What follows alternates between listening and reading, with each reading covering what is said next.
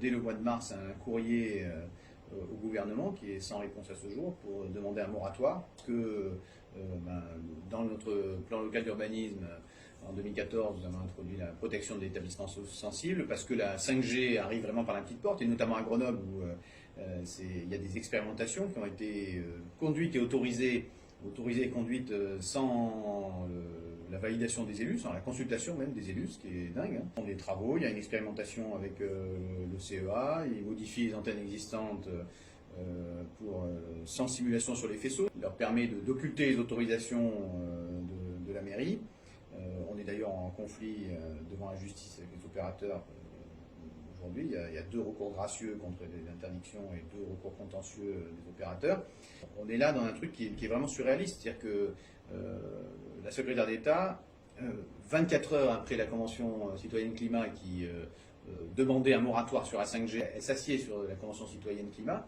C'est scandaleux. On n'a toujours pas le retour sur la santé. On a le rapport de l'ANSES qui est quand même très inquiétant. Et puis, surtout, il y a une dimension environnementale qui est majeure. On est à 4% aujourd'hui des émissions de gaz à effet de serre qui sont liées au numérique, et on dit que ça va doubler dans les 5 ans. À cause évidemment du nombre de données, à cause des antennes, à cause des appareils qu'on va connecter. Il y a 34 milliards d'appareils connectés dans le monde, et en fait on prévoit avec la 5G de faire un reset, c'est-à-dire qu'on balance tout et on recommence, et on va connecter tout pour vous dire que vous avez 3 yaourts dans votre frigidaire et que votre grille-pain vous pouvez le déclencher à distance depuis votre lit. C'est du délire total. Cette espèce de course en avant, moi ça me scandalise.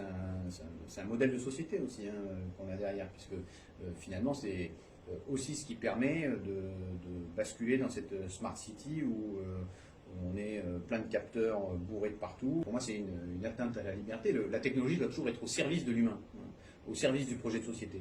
Là, il y a une fuite en avant, en fait. C'est ce qu'on appelle du techno-push, dans notre vocabulaire, si je reprends ma casquette d'industriel.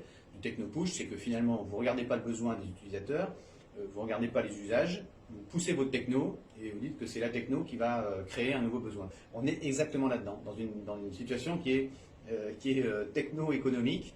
Et en fait, c'est la techno et l'économie qui drive le projet de société au lieu que ce soit l'inverse. C'est un passage en force. C'est un passage en force de la techno, et là, c'est un passage en force du gouvernement qui s'assied 24 heures. Enfin, le timing me semble majeur. C'est-à-dire que Macron nous dit j'ai changé, il nous redit j'ai changé, il l'avait déjà dit l'année dernière, mais il nous dit vraiment, cette fois-ci, je vais vraiment changer. Et il fait tout un discours sur l'écologie, il commence à shooter les trucs sur tout ce qui touche aux puissances de l'argent avec la taxe sur les dividendes, il écarte derrière les trucs sur la pub et la TVA, donc c'est de mer. Et puis derrière, sa secrétaire d'État, lui finalement pouffe ce qui était également une des mesures, on s'assied dessus, évidemment qu'on va continuer, chers amis.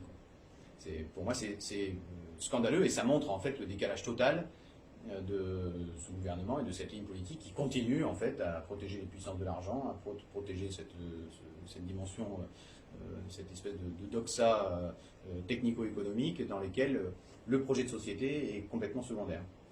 Il y a une violation démocratique, une violation de nos libertés, et quelque chose qui va à contre-courant de la COP21.